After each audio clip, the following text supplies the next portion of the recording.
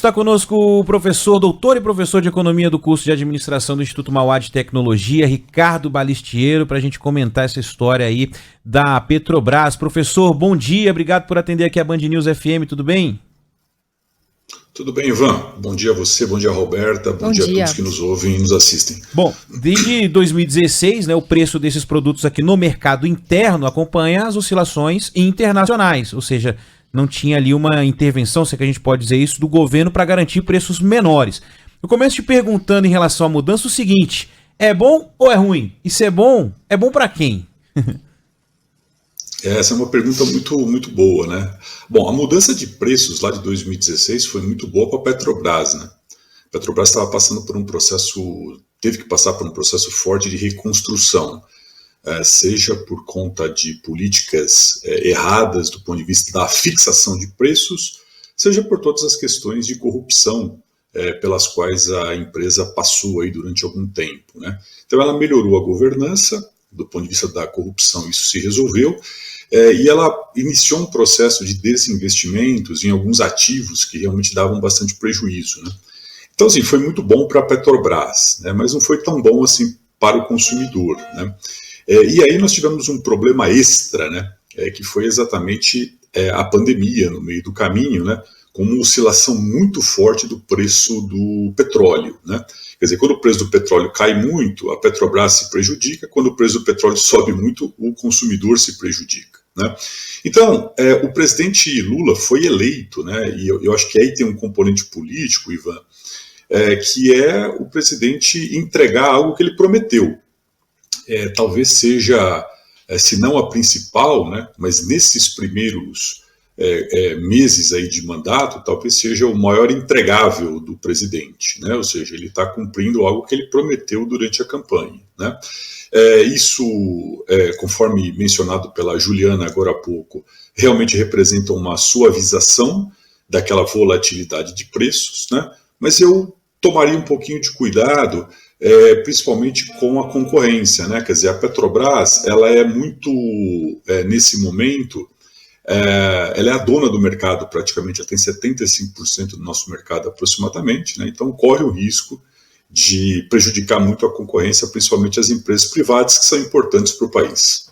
Sim, agora, professor, como você até estava comentando, a Juliana Rosa, nossa analista, estava definindo como uma prática de colocar outros elementos para conseguir suavizar os repasses para o consumidor final. Em quanto tempo o consumidor final pode começar a sentir esses efeitos?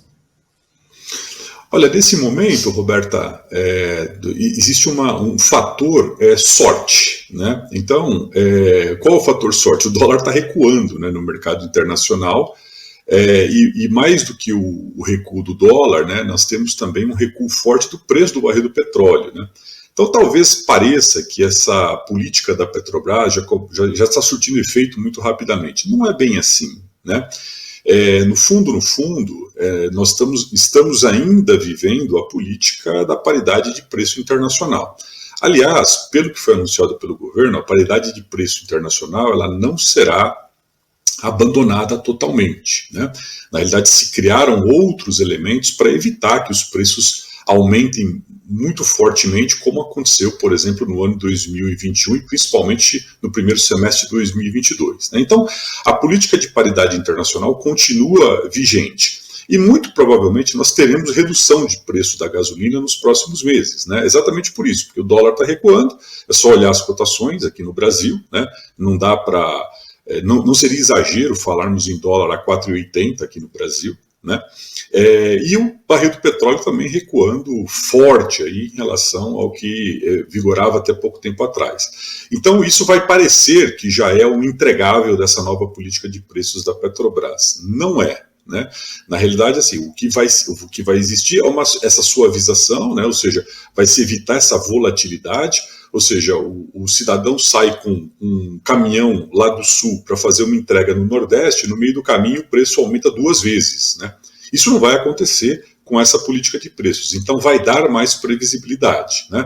Mas eu só tomaria um pouquinho de cuidado para que a Petrobras, pelo seu tamanho, pela sua expertise, não prejudicasse muito os competidores privados que são muito importantes, entre outras coisas, para que a Petrobras continue sendo uma empresa eficiente. Deixa eu ver se eu entendi, professor, porque por mais que o preço do combustível baixe para o consumidor, se houver em algum momento uma grande variação no mercado internacional, a Petrobras, ou não sei, o Tesouro, não sei quem é, mas alguém vai ter que absorver essa volatilidade, que até o presidente da Petrobras fala disso, né? Que é justamente uma medida que contrapõe a volatilidade e a estabilidade. Mas, quer dizer, se houver alguma grande variação, sei lá, né? Uma nova pandemia, uma guerra, não sei, mas alguém vai ter que absorver essa volatilidade. E no final das contas pode acabar pesando no bolso do consumidor também, por mais que na bomba a gasolina esteja barata, né?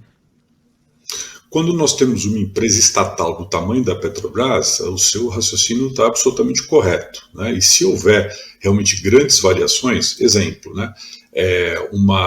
Um aprofundamento da guerra, ou então alguma coisa que ocorra no Oriente Médio que leve os preços do barril do petróleo acima de $100, vai ser impossível para a Petrobras segurar o preço, né?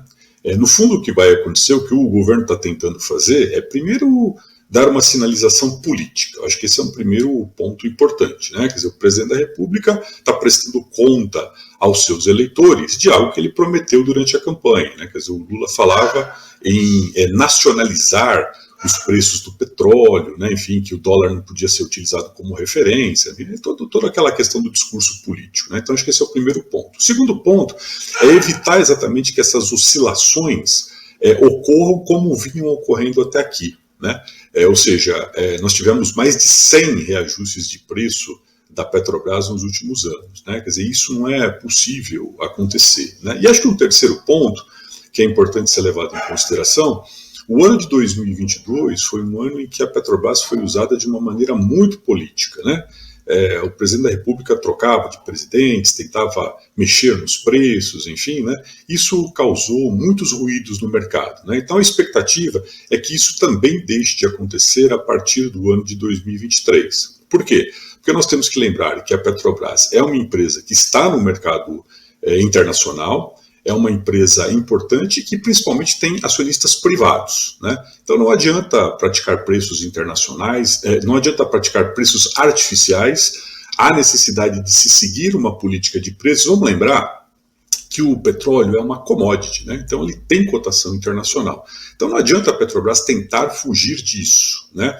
Ela, repito, ela é um player importante e ela precisa seguir essa política de preços, né? Então, quanto menos ingerência política, né, e quanto mais clareza na definição dos preços, melhor para atrair novos acionistas e, principalmente, não perder os acionistas que, nesse momento, apostam na empresa. Professor, só para a gente encerrar rapidinho, então você vê algum risco nessa mudança na política de PPI? Porque foi implantada no governo Michel Temer, inclusive como uma estratégia para tentar blindar a estatal contra ingerências políticas, né? Não, exatamente. Eu acho até que a ingerência política funcionou, viu, Roberta?